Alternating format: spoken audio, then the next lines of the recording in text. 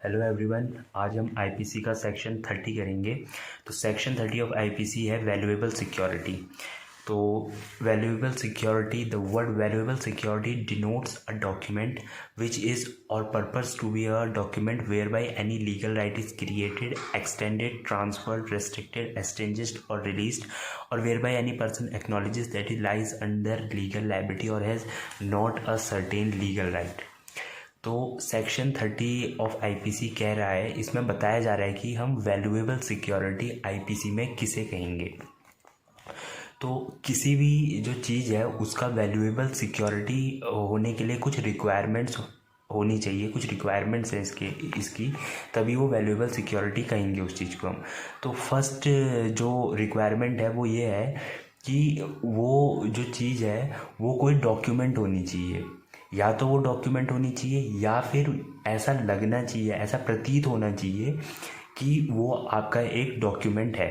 तो first requirement क्या होगी कि वो कोई डॉक्यूमेंट होना चाहिए या फिर लगना चाहिए कि वो कोई एक डॉक्यूमेंट है। दूसरी रिक्वायरमेंट जो है वैल्यूएबल सिक्योरिटी के लिए वो ये है कि वो जो डॉक्यूमेंट है उससे कोई आपका लीगल राइट क्रिएट होना चाहिए। ठीक है, तो फर्स्ट डॉक्यूमेंट होना चाहिए या प्रतीत होना चाहिए कि वो डॉक्यूमेंट है। सेकंड, उस डॉक्यूमेंट से कोई लीगल राइट क्रिएट उस डॉक्यूमेंट से कोई लीगल राइट क्रिएट होना चाहिए या फिर एक्सटेंड होना चाहिए, या तो क्रिएट होना चाहिए या एक्सटेंड होना चाहिए या ट्रांसफर्ड होना चाहिए या रेस्ट्रिक्टेड होना चाहिए या एक्सटेंजेड या रिलीज्ड होना चाहिए। तो इसमें आपका क्रिएट होना चाहिए से इस हमारा मतलब क्या है। जैसे क्रिएट होने का मतलब एग्जांपल समझिए कि जैसे 3 पार्टनर्स हैं, उन्होंने एक पार्टनरशिप फर्म ओपन करी है। तो उस पार्टनरशिप फर्म की क्या पॉलिसीज़ होंगी और उस पार्टनरशिप फर्म में प्रॉफिट शेयरिंग रेशो क्या होगा, पार्टनर्स को सैलरी मिलेगी या नहीं मिलेगी, ये जो सब चीज़ें हैं ये वो एक जगह पे लिख रहे हैं, यानी एक पार्टनरशिप डीड बना रहे हैं। और उस पार्टनरशिप डीड में उनकी सारी टर्म्स एंड कंडीशंस हैं और फिर उस पार्टनरशिप डीड को वो साइन कर रहे हैं। तो यहाँ पे वो जो पार्टनरशिप डीड है वो एक डॉक्यूमेंट बन चुका है, वो एक डॉक्यूमेंट है और उस डॉक्यूमेंट से उनके लीगल राइट क्रिएट हो रहे हैं। तो ये हो गया लीगल राइट क्रिएट होना। नेक्स्ट है कि लीगल राइट एक्सटेंड होना। लीगल राइट एक्सटेंड होने का मतलब क्या है कि जैसे हम कहीं पे रह रहे हैं तो हम रेंट पे रह रहे हैं तो हमने रेंट एग्रीमेंट कर रखा है 1 साल का। तो वो जब रेंट एग्रीमेंट हमारा 1 साल का कंप्लीट हो रहा है तो हमें आगे 1 साल और रहना है, तो हम 1 साल के लिए उस एग्रीमेंट को एक्सटेंड कर रहे हैं। तो उससे हमें राइट मिल रहा है, लीगल राइट मिल रहा है कि हम 1 साल यहाँ अब और रह सकते हैं। नेक्स्ट है आपका लीगल राइट एक्सटेंड के बाद ट्रांसफर्ड। ट्रांसफर्ड क्या है, जैसे एक आदमी कोई अपनी प्रॉपर्टी दूसरे को ट्रांसफ़र कर रहा है तो वहाँ पे वो जो डॉक्यूमेंट्स बना रहा है तो वो भी एक वैल्यूएबल सिक्योरिटी है। नेक्स्ट है रेस्ट्रिक्टेड करना, किसी के लीगल राइट जिससे हम रेस्ट्रिक्टेड कर रहे हैं। ऐसा डॉक्यूमेंट जैसे गवर्नमेंट की कोविड गाइडलाइंस आई हैं तो उससे उसमें गवर्नमेंट कई सारी रेस्ट्रिक्शंस डाल देती हैं, तो उन रेस्ट्रिक्शंस के थ्रू जो है हमारे लीगल राइट रेस्ट्रिक्टेड हो रहे हैं। ऐसे ही एक्सटेंज्ड मतलब जहाँ पे हमारा एक्सटेंज्ड मतलब जहाँ पे हमारे लीगल राइट किसी डॉक्यूमेंट के थ्रू ख़त्म कर दिए जा रहे हैं।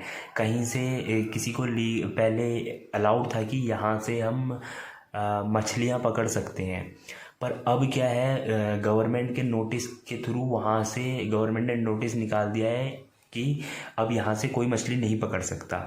तो वहाँ से मछली नहीं पकड़ सकते, तो यहाँ पे इसका मतलब है कि गवर्नमेंट ने आपके लीगल राइट को एक्सटेंज्ड कर लिया है। इसी तरह किसी डॉक्यूमेंट के थ्रू कोई लीगल राइट जो है उसको रिलीज़ किया जा रहा है तो ये सब चीज़ें अगर हो रही हैं तो वहाँ पे वो एक वैल्यूएबल सिक्योरिटी मानी जाएगी।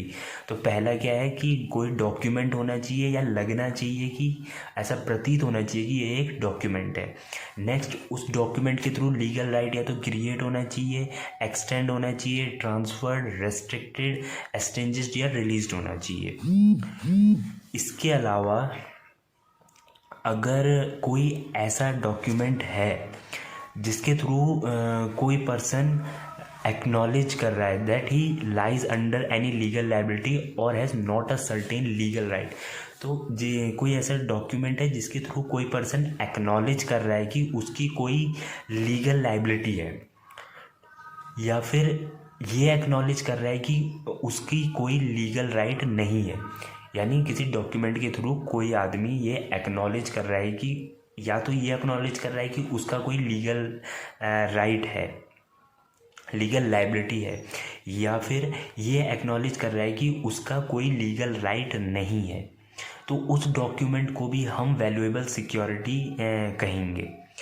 जैसे हम जो है किसी से रुपए उधार ले रहे हैं, क्या कर रहे हैं, हम किसी से रुपए उधार ले रहे हैं तो और हम एक डॉक्यूमेंट बना रहे हैं और उस डॉक्यूमेंट में कह रहे हैं कि हम 2 महीने बाद मैं तेरे को ये रुपए वापस कर दूंगा, और उस डॉक्यूमेंट में हम अपने सिग्नेचर कर दे रहे हैं, तो उस आदमी की जो है लीगल लायबिलिटी क्रिएट हो गई है कि 2 महीने बाद इसने रुपए पे करने हैं इस आदमी को, तो वो भी एक आपका वैल्यूएबल सिक्योरिटी मानी जाएगी। ठीक है, ये था आपका वैल्यूएबल सिक्योरिटी सेक्शन 30 में।